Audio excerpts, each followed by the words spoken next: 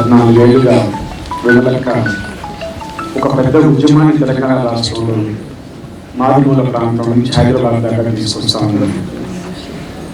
ఇంతకుముందు వక్తలు చెప్పినట్టుగానే ఇవాళ 2 ప్రధానమైన అంశాలు మన ముందు ఉన్నాయి.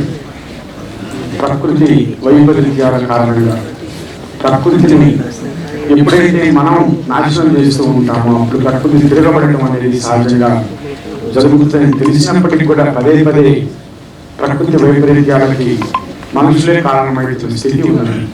అందుకే ప్రకృతిని కాపాడుకోవటం అందరి బాధ్యత.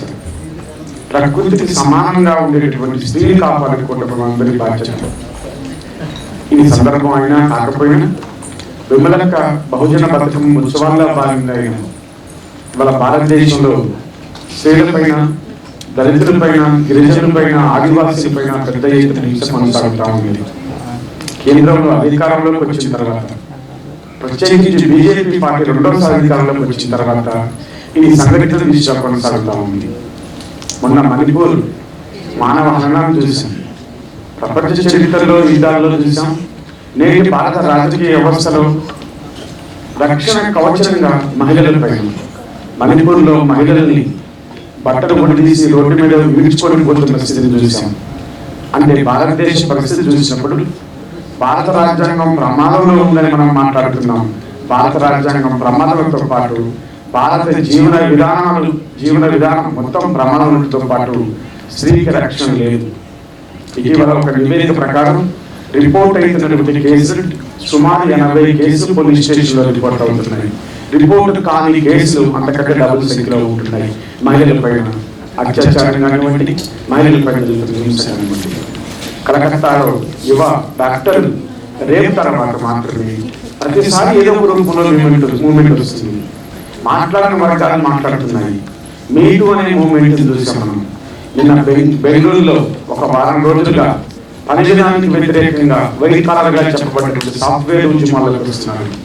అంటే ప్రతి వర్గం భారతదేశంలో ఈ మనోభావపరమైనటువంటి పరిపాలన వ్యవస్థకు బాధ్యతగా ఉంది. ఈ స్థితిలో రాజకీయ సామాజిక ఉద్యమాలు విడివిడిగా ఉండటం కాకుండా సాంస్కృతిక ఉద్యమం నిరంతరం కొనసాగాలి. మిగతా ఉద్యమ సంస్థలకు విమలక నాయకత్వం నడుస్తున్నటువంటి అరుణోదయకు ప్రధానమైనటువంటి ఒక తేడా, మౌలికమైన తేడాని నేను గమనించానంటే, కేవలం బతుకమ్మ అంటే ఉత్సవంగా కాకుండా ఒక ఉద్యమంగా 10 రోజుల పాటు 27వ తారీఖున ప్రారంభమైనటువంటి ఈ ఉద్యమం 10వ తారీఖు దాకా ప్రత్యక్షంగా కొనసాగుతుంది. ఆ తర్వాత సంవత్సరం అంతా నిరంతరం ఇది ఒక 3 నెలలు, 4 నెలలు, 6 నెలల పాటు ప్రత్యక్షంగా పరోక్షంగా ప్రభావం చూపెట్టేటువంటి సంవత్సరం కార్యక్రమం. కాబట్టి ఇవాళ అందరూ గుర్తించాల్సిన అవసరం ఉంది. ప్రకృతిని, పర్యావరణాన్ని రక్షించుకోవడంతో పాటు మహిళలపై జరుగుతున్న అన్ని రకాల వ్యవస్థలు ఉండాలి. పాఠ్య పుస్తకాల్లో ఉన్న అశాస్త్రీయమైన భావజాలాన్ని తీసివేయాలి.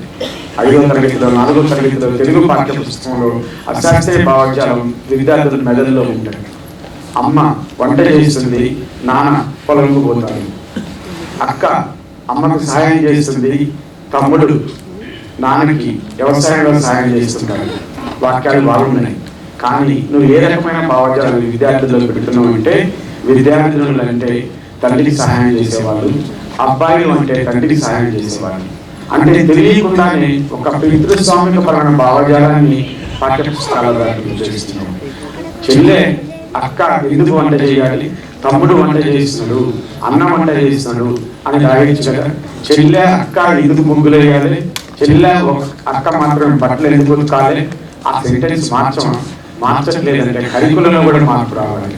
అంటే పాఠ్యాంశాలు రాసేటప్పుడు కూడా ఈ పనులు విభజన కూడా చాలా స్టీరియోటైప్డ్ పని విభజన, పితృస్వామ్య పని విభజనగా ఉంది. ఈ మార్పు ఎక్కడి నుంచి రావాలంటే కింద నుంచి రావటం కాదు, పై నుంచి కిందకి రావాలి. పుస్తకాలలో మనం పిల్లలకి ఇచ్చేటువంటి పుస్తకాలలో ఇట్లాంటి పితృస్వామిక భావజాలాన్ని తీసుకురావాలంటే ఉద్యమము కింద నుంచి రావాలి. రాయాల్సినటువంటి కరికులం మార్పులు పై నుంచి రావాలి.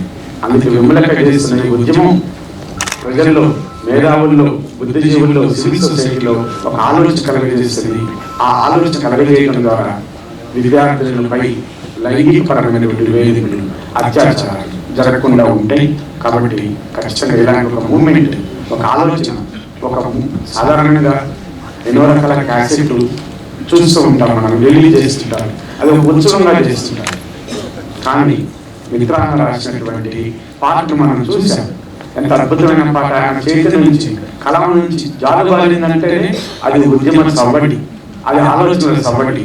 అంటే ఆ పదాల కూర్పులో కూడా అది పాటలాగా ఉంటుంది, ఆలోచించినప్పుడు మాటలాగా మనం వెంటాడుతూనే ఉంటుంది, నిరంతరం మనలో ఆలోచన కలిగజేస్తూనే ఉంటుంది. రాజకీయ సామాజిక ఉద్యమాల కంటే సాంస్కృతిక ఉద్యమం భారతదేశం ప్రధానమైనది.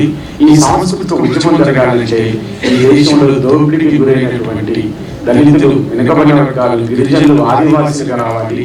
ఉన్నత వర్గాల ఆధిపత్య కులాల నుంచి బతుకమ్మ బయలుదేరట్లేదు, వెలువల నుంచి బతుకమ్మ బయలుదేరుతుంది.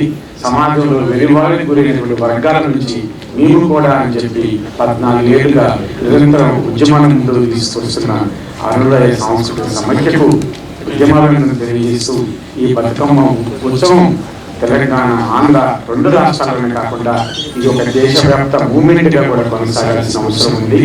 ఉద్యమం పరిధిని విస్తృతపరిచి ఈ సాంస్కృతిక ఉద్యమాన్ని అకాడమిక్ ఉద్యమంగా మార్చేందుకు కూడా ప్రయత్నం చేయాలని, చేసే క్రమంలో ఈ వేదికగా ఉంటుందని ఇంత మంచి కార్యక్రమాన్ని చేస్తున్న అరుణోదయకు, అరుణోదయ సారథి విమలక్కకు మనస్ఫూర్తిగా కృతజ్ఞతలు, ధన్యవాదాలు, శుభాకాంక్షలు.